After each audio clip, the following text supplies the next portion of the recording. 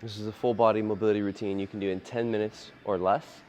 First one's going to be a single leg RDL. RDL stands for Romanian deadlift, and it's really just a hinge where we're trying to keep our back flat and stretch the hamstring out. You can hold on to something for support if you're learning this movement or you don't have balance for it yet, but you're going to go onto a single leg. Keep your knees soft, just unlocked, but as you do the movement, you want to make sure you're not squatting. So once your knee is unlocked, try and keep it right about there. Back's going to stay flat, so we're making sure you're not rounding.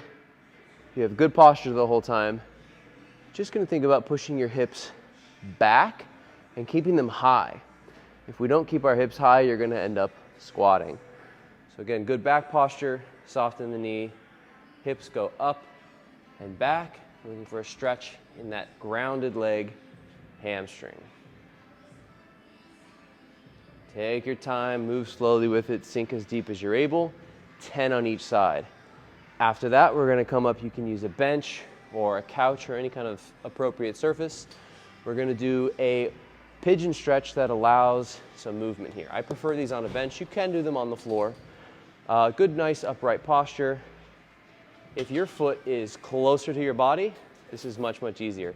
So you do want to try and keep it at least parallel, but you can scale that based on how you feel, what kind of mobility you have, or even a little further out. Sometimes if your foot is off the end, your knee comes up, and again, it gets a little too easy. So you might even pivot a bit so your foot is up on the bench as well. Get this leg wherever you're comfortable, nice upright posture. We're gonna go 6 reps, leaning in. If my left knee's on the bench, I'm gonna pivot my right shoulder in towards that a little bit. 6 reps. Now, I usually kind of hold on to the leg that helps pull you into position, but as I do that, I'm still gonna pivot a little bit. Down, feel a big stretch in the outside of that left hip. Good tall posture. Down, and remember I can scale this easier if I need to. I'll be able to sink a lot further or harder if I want a more intense challenge. So 6 reps there. After those 6 reps, get down to the bottom position, hold that for 30 seconds, and then switch sides. After that, we're gonna go into a passive seated twist. Seated twisting stretch, call it whatever you like. A passive seated twist. We can do that on the bench still, or we can do it on the ground, sitting crisscross, whichever you prefer. The passive element means we're going to think from our tailbone to the top of our head is rotating as far as possible, but I don't want you using musculature to keep that tense position. So use the leg and even the bench if you want. Once you get all the way twisted, you're going to support so that you can stay in that twisted position, but still keep your spine and core relaxed. So pushing into that rotation, breathing nice and deep, 30 seconds, and then switching sides for 30 seconds. The final one here is bench dips. Again, chair, couch, whatever works for you. We're gonna go on the edge of the bench. Arms are gonna be outside of hip width. The further out your feet are, the harder this becomes. So since it's a mobility drill, we're not trying to train the triceps necessarily. Keep the feet fairly close unless you really feel like you want to have them out.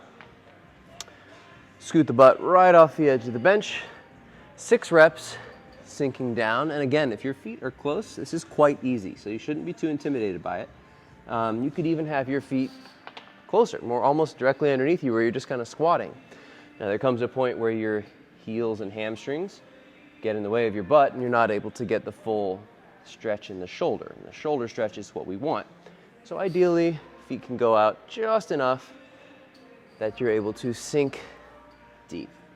Now the perfect position here is that your elbows are just above your shoulders. If you can get that depth, that's excellent. You could also maybe put a couple books under your butt here so that rather than supporting all that weight on your hands, you're kind of getting down to a little seat. You can tap it and then come back up tall. Tap it, come back up tall. You're gonna go 6 reps here and then a 30-second hold at the bottom. So after those 6 reps, and you're just relaxing down here. Try not to flare your elbows too much. Keep them back just a little bit. You'll feel a stretch in the shoulder. Try and breathe through it. If it ever feels way too easy, scoop those feet out just a touch more. Should be able to get a little more depth out of it. Get through 2 rounds of that and it should take less than 10 minutes.